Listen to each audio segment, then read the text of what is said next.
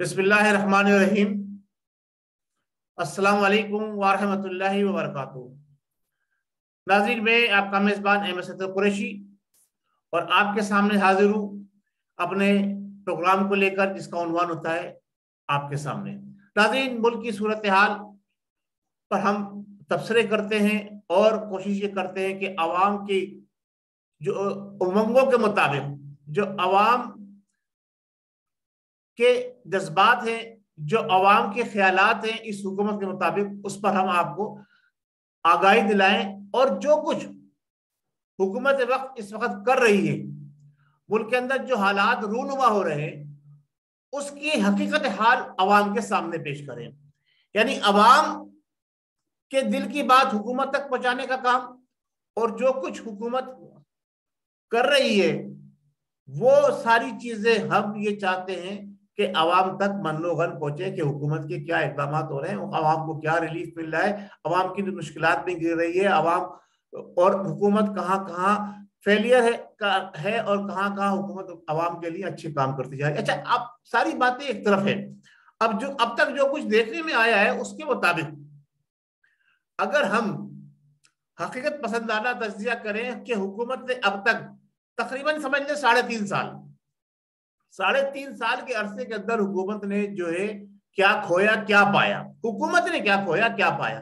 تو میں یہ سمجھتا ہوں کہ جس وقت وزیر اعظم عمران نیازی صاحب کو حکومت دی گئی تھی، اس وقت ہمارے ایک جنرل سروے کے مطابق، ہماری ایک کاوش اور کوشش کے مطابق جو ہے یہ کہا جا رہا تھا، چاہے اپوزیشن کچھ بھی کہہ رہی تھی کہ یہ سلیکٹڈ وزیر اعظم ہے، عوام بھی کچھ لوگ تھے جیسے وہ یہ کہہ رہے تھے ایک سلیکٹڈ وزیر اعظم ہے، اس کو زبردستی جناب علی ہمارے اوپر مسلط کر دیا گیا ہے۔ لیکن ان تمام باتوں کے باوجود جو بھی کوئی ایک خاص جو تھا گراف تھا حکومت کا، وہ ایک بڑے ہائی لیول پہ تھا۔ یعنی 80% تو نہیں کہیں گے، ہم یہ کہہ سکتے ہیں کہ 70% لوگ جو تھے اس بات سے مطمئن ہو گئے تھے کہ اب پاکستانی عوام کو کچھ نہ کچھ ریلیف ملنے جا رہا ہے۔ لیکن اس کے برعکس، کیونکہ اس سے پہلے جو وعدے بعید کیے گئے تھے، جو ہمارے پرائم منسٹر صاحب نے 126 دن کے دھرنے کے اندر جو عوام کو وعدے کیے تھے، اس کے مطابق تو ایسا لگتا تھا کہ آج عمران نیازی صاحب اپنی حکومت سنبھالیں گے اور گھنٹوں کے اندر، منٹوں کے اندر جو ہے نا وہ پاکستان کی تقدیر بدل جائے گی۔ ایسا نہیں ہوتا ہے، یہ حقیقت ہے کہ ایسا نہیں ہوتا ہے۔ جو صدیوں کے کام بگڑے ہوئے انہیں سدھارنے میں ٹائم لگتا ہے، لیکن کوئی آدمی ایک ٹارگٹ فکس کرتا ہے، ایک اپنا جو ہے لائن آف ایکشن بناتا ہے اور اس پر چلتا ہے۔ دیکھیں، سب سے اہم بات جو تھی تحریک انصاف کی وہ یہ تھی کہ عوام کو آسان جو ہے وہ انصاف، سستا انصاف گھر بیٹھے ملنا ہے، مہنگائی کو ختم کرنا ہے، بے روزگاری کو ختم کرنا ہے، لاقانونیت کو ختم کرنا ہے، لا اینڈ آرڈر کو کنٹرول کرنا ہے، اور ملک کی معیشت کو بروان چڑھانا ہے۔ اس کے ساتھ ساتھ پوری دنیا کے اندر پاکستان کے پاسپورٹ کو ایک مقام دلانا ہے، پاکستان کی عوام کو ایک امیج جو ہے وہ بلند کرنا ہے، اور پاکستان کی سرحدوں کو بہتر سے بہتر انداز میں مضبوط ترین کرنا ہے، بے روزگاری کو ختم کرنا ہے۔ لیکن جو کچھ بھی انہوں نے یہ وعدے کیے، اور بھی بہت سارے وعدے تھے، جو بھی کچھ انہوں نے یہ وعدے کیے تھے، اب یہ دیکھیے کہ نہ بے روزگاری ختم ہوئی، نہ مہنگائی ختم ہوئی، نہ جو ہے گورننس گڈ گورننس بنی، یعنی حکومت کی ریڈ اس انداز میں قائم نہیں ہو سکی جس طرح سے ہونی چاہیے تھی، اور بیرونی دنیا میں جو پاکستان کا مقام جو تھا وہ بجائے بڑھنے کے اور گر گیا، نوکریاں عوام کو نہیں ملی، اور بھی بہت سارے وعدے تھے۔ اس میں سب سے اہم چیز تھی کہ مہنگائی کو ہم کم کریں گے، غریب عام عوام جو ہے وہ آسانی سے زندگی گزارے، سکون کے ساتھ زندگی گزارے، سستا اس کو انصاف ملے۔ اچھا، انصاف بھی کہیں نہیں ملا، انصاف تو کہیں دور ہی چلا گیا۔ یعنی پاکستان کے میں جو عدالتیں فیصلہ کرتی ہیں جناب علی یہ ہوگا یہ ہوگا، کچھ بھی نہیں ہوا، سارا انصاف کا چیپٹر ہی کلوز ہو گیا۔ اچھا، महंगाई की शरह जो थी वो कहां से कहां पहुंची वो आपके सामने। रुपए की कदर जो बजाय बढ़ने के गिर गई और मजीद, यानी अब जो है 75 के ऊपर जो है $1 में 75 रुपीस पाकिस्तान के आते हैं जनाब अली। उसके मुकाबले में अगर जो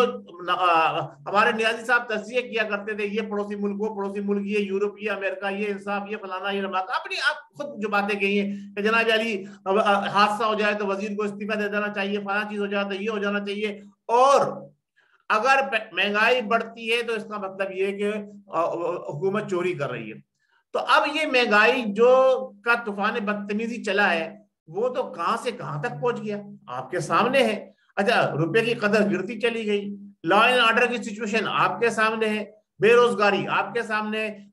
अमवात जो है वो खुदकशी से, बेरोजगारी की वजह से वो आपके सामने है, और अदालतों से जो सुस्त रवि के साथ मुकदमात चल रहे हैं, कोई उस पर फैसला नहीं हो रहा, अगर फैसला होता तो उस पर अमल दरामद नहीं होता, महीनों महीनों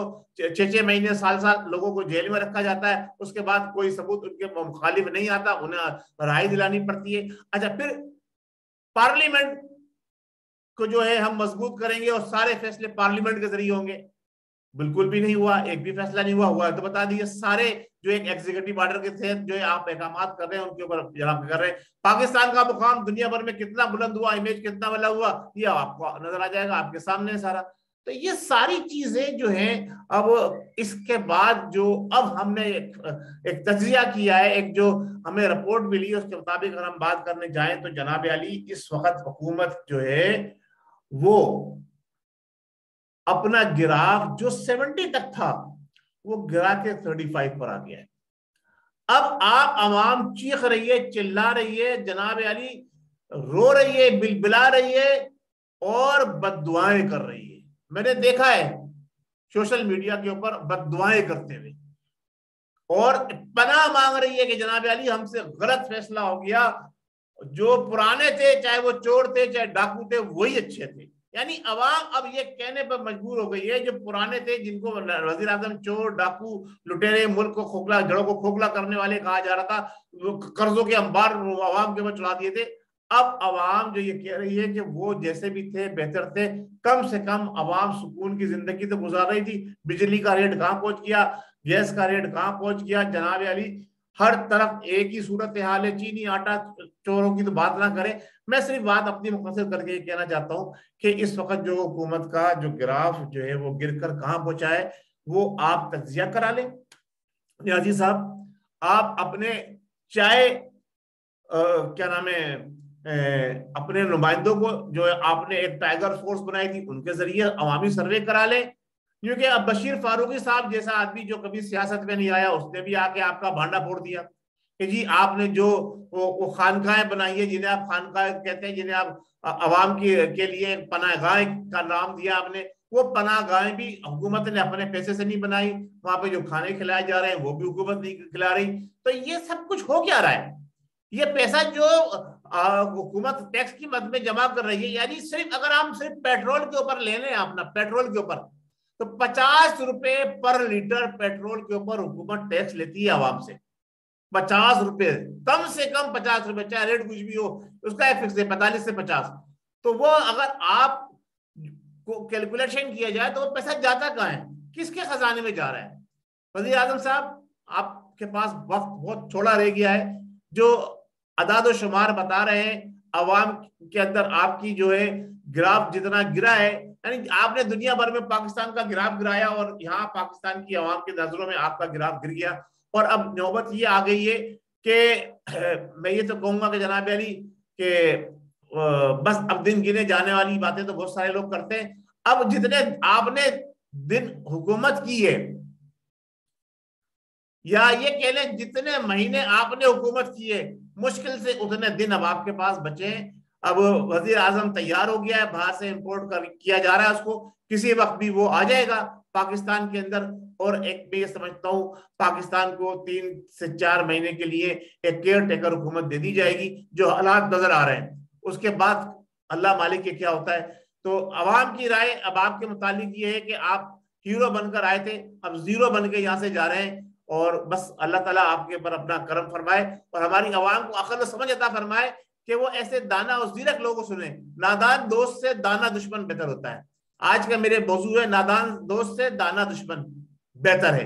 تو ہمیں دانا دشمن مل جائے تو ہم یہ دعا کریں گے اللہ تبارک و تعالیٰ نے مظلوم عوام کی سن لی ہے, اور اس شخص سے جسے عوام کہہ رہی ہے کہ ہمیں اس سے نجات چاہیے, نجات مل گئی. بہت شکریہ. السلام علیکم ورحمۃ اللہ وبرکاتہ. پاکستان زندہ باد, ہمارے مسلح ادارے زندہ باد, ہمارے غیور دانشور زندہ باد. اللہ اور اس کے رسول کے چاہنے والوں کے لیے ہم یہ دعا کریں گے اللہ تعالیٰ ان کو استقامت عطا فرمائے, ہمارے ملک کے اندر جلد سے جلد تبدیلی آئے.